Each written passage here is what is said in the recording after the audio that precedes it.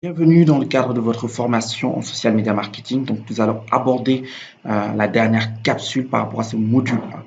Alors, toujours dans cette volonté notamment de poser les fondamentaux par rapport à la nécessité, d'accord, j'insiste vraiment dessus, par rapport à la nécessité de maîtriser, de comprendre, de connaître les fonctionnalités des réseaux sociaux.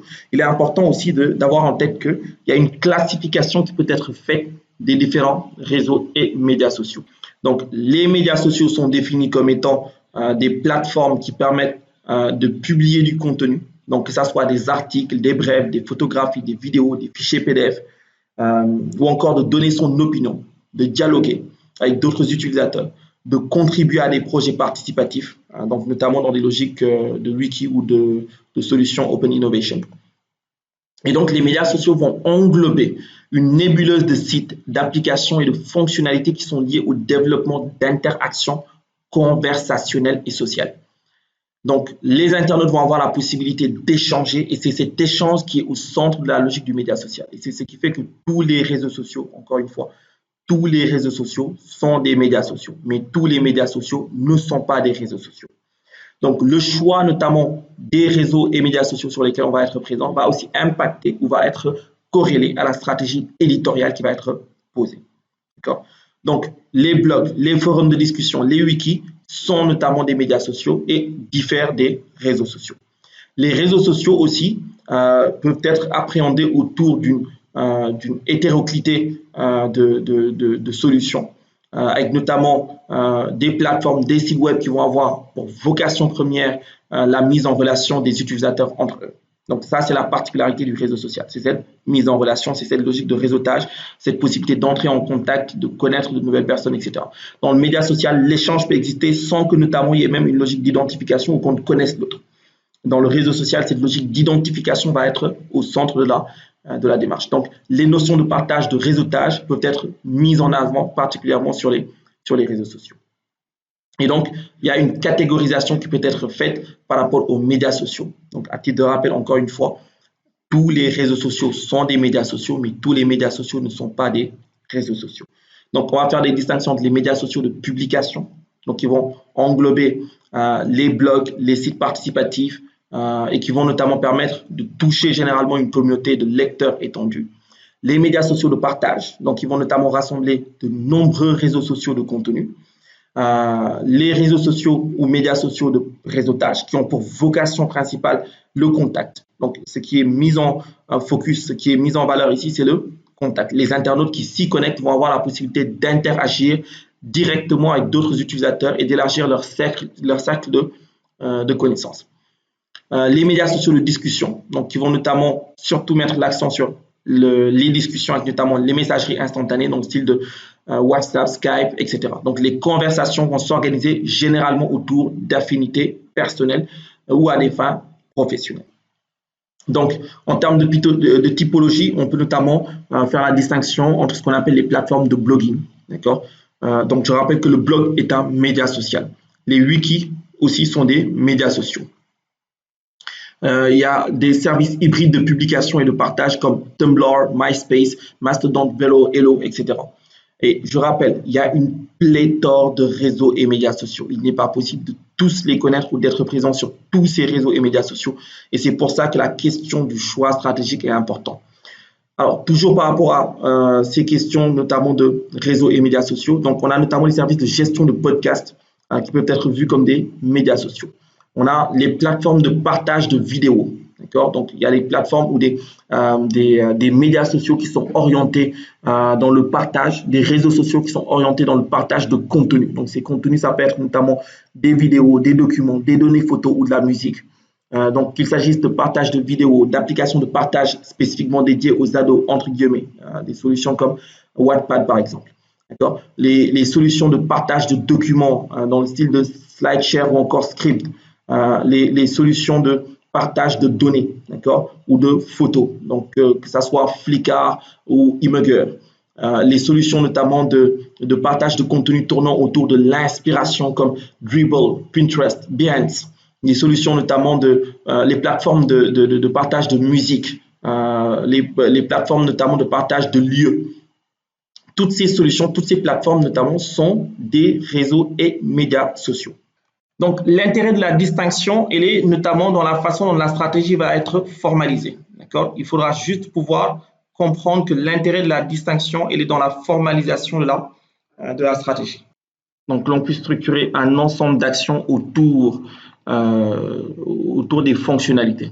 Donc, la stratégie se définissant comme un ensemble de moyens devant être mis en œuvre pour atteindre des objectifs, il faut que je puisse identifier les fonctionnalités des différents réseaux sociaux comme étant des moyens. D'accord? Et donc, les différents moyens de ces réseaux sociaux vont me permettre d'aboutir à une structuration de ma stratégie, avec notamment au niveau de l'exécution, une liste d'actions qui vont permettre notamment d'aboutir à la réalisation de la stratégie. Donc, à titre de rappel, le point de départ, ce sera toujours le choix stratégique des territoires sur lesquels être présent. Il peut être dangereux pour une organisation d'essayer d'être présent sur tous les territoires possibles. Alors, il s'agit malheureusement d'une situation qu'on constate, mais la meilleure façon de structurer une stratégie de social media marketing n'est pas forcément en étant présent sur tous les réseaux sociaux possibles. Tout au contraire, l'optique, c'est d'optimiser ses ressources, d'optimiser sa présence en choisissant les territoires. Même si la tentation peut être forte de chercher à être présent sur les différents territoires, mais il suffit juste d'essayer de répondre à une question basique. Pourquoi est-ce que je suis présent sur ce territoire? Si l'idée, c'est de créer un compte Instagram juste pour avoir un compte Instagram et pouvoir notamment mettre dans les références qu'on a un compte Instagram, ce n'est pas forcément intéressant. Il peut être beaucoup plus intéressant par rapport à ses objectifs, par rapport à sa stratégie, de se cantonner par exemple sur Twitter, parce que dans notre stratégie 360, donc tenons en compte des autres canaux hors médias ou des autres canaux offline qui peuvent être utilisés, je décide d'utiliser Twitter essentiellement à destination d'un public cible identifié, à savoir peut-être des leaders d'opinion ou des influenceurs identifiés. D'accord? Mais en somme, l'idée, c'est de dire le choix stratégique des territoires est le point fondamental dans l'exécution d'une stratégie de social media marketing. À titre de rappel, 2 éléments. 1, tous les réseaux sociaux sont évolutifs, c'est-à-dire que les fonctionnalités, justement, ne sont pas figées. Donc, il est très important que vous ayez l'attitude qui vous permet de tout le temps être au fait de ce qui se passe, de tout le temps vous renseigner sur les nouveautés, sur les dernières tendances, sur les dernières pratiques ou encore tout simplement sur les évolutions fonctionnelles des différentes plateformes sur lesquelles vous souhaitez être présent. Le deuxième élément, c'est que pour que vous puissiez structurer une stratégie, il faut que vous sachiez quels moyens mettre en œuvre et chaque territoire, chaque réseau social va vous offrir une pléthore de moyens, une pléthore de fonctionnalités. D'où l'intérêt de comprendre les fonctionnalités. Donc, partant de ça, nous allons essayer de faire un récap par rapport à un ensemble de fonctionnalités sur différents territoires. Donc, nous allons faire un point sur les fonctionnalités de Twitter. Alors, de façon assez rapide, parce qu'on part du postulat que là, vous avez notamment l'idéologie. Donc, vous devez faire exactement le même travail pour l'ensemble des réseaux sociaux, c'est-à-dire identifier les fonctionnalités. Donc, comme on l'a fait pour Facebook, vous devrez notamment le faire pour Twitter, pour Instagram, pour WhatsApp, etc. Listez les fonctionnalités, quel que soit notamment le réseau social ou le média social en question. Listez les fonctionnalités et ensuite essayez de structurer votre stratégie par rapport au potentiel offert par ces différentes fonctionnalités. Donc, lorsqu'on parle de Twitter, il est important d'avoir en tête que Twitter est un territoire spécifique avec ses particularités, avec sa culture. Donc, chaque territoire, quand on parle notamment de social media marketing, chaque territoire a sa particularité, chaque territoire a ses spécificités. Donc, être présent sur Facebook, ce n'est pas être présent sur Twitter, ce n'est pas être présent sur Instagram. Chaque territoire va notamment impliquer une démarche qui lui soit propre, une logique qui lui soit propre. Quand il s'agit notamment des fonctionnalités de Twitter, l'optique c'est de comprendre que Twitter est une plateforme de microblogging. Donc, il va permettre notamment à des utilisateurs de publier des messages, donc appelés tweets, limités notamment à 280 caractères. Donc, à la différence de Facebook, tous les posts sont publics et ils peuvent notamment être consultés par n'importe quel utilisateur, ce qui est une fonctionnalité non négligeable. Tous les followers, n'importe quelle personne pouvant devenir un follower, donc un abonné, reçoit directement au niveau de sa timeline les tweets. Donc la timeline est aussi une fonctionnalité. Donc ce qui fait de Twitter le réseau social idéal pour capter des informations chaudes. D'ailleurs, c'est le réseau social le plus viral, mais aussi d'entrer en contact directement avec des utilisateurs sans niveau de hiérarchie, quel que soit notamment le profil, qu'il s'agisse de personnalités célèbres ou politiques ou tout simplement de personnes lambda. Donc, on a plusieurs fonctionnalités. On a le profil Twitter, on a la timeline, l'interface de publication, avec la possibilité notamment de gérer tout ce qui est hâte pour mentionner un utilisateur, le hashtag ou encore le retweet.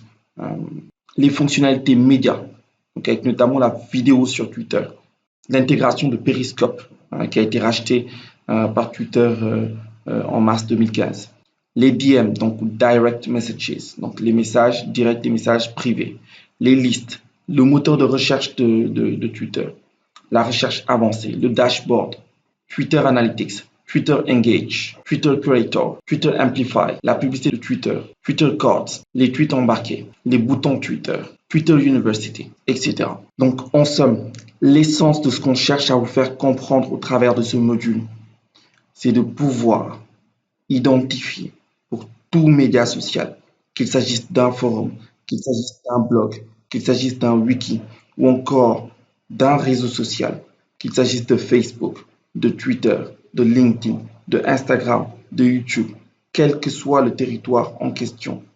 L'optique, c'est de pouvoir être focus, c'est de pouvoir identifier l'ensemble des fonctionnalités qui peuvent être utilisées en adéquation avec les objectifs marketing, les objectifs de communication, les objectifs commerciaux qui peuvent être fixés, mais aussi avec les cibles et leur comportement, leur logique d'utilisation du territoire. Et ainsi, vous allez pouvoir structurer votre stratégie. Ce sera tout pour ce module. Donc, je vous remercie pour votre attention en vous demandant encore une fois d'avoir en tête qu'à chaque fois qu'on parle des réseaux et médias sociaux, ces questions de fonctionnalités sont évolutives. Il faut vous tenir au courant de l'évolution des différentes fonctionnalités. C'est un impératif. Et dans le cadre de cette formation, vous allez avoir accès à un ensemble de travaux, mais aussi à des ressources qui vont vous permettre de compléter les compétences à tirer par rapport à chaque réseau social évoqué. Sur ce, je vous remercie et je vous donne rendez-vous au module suivant.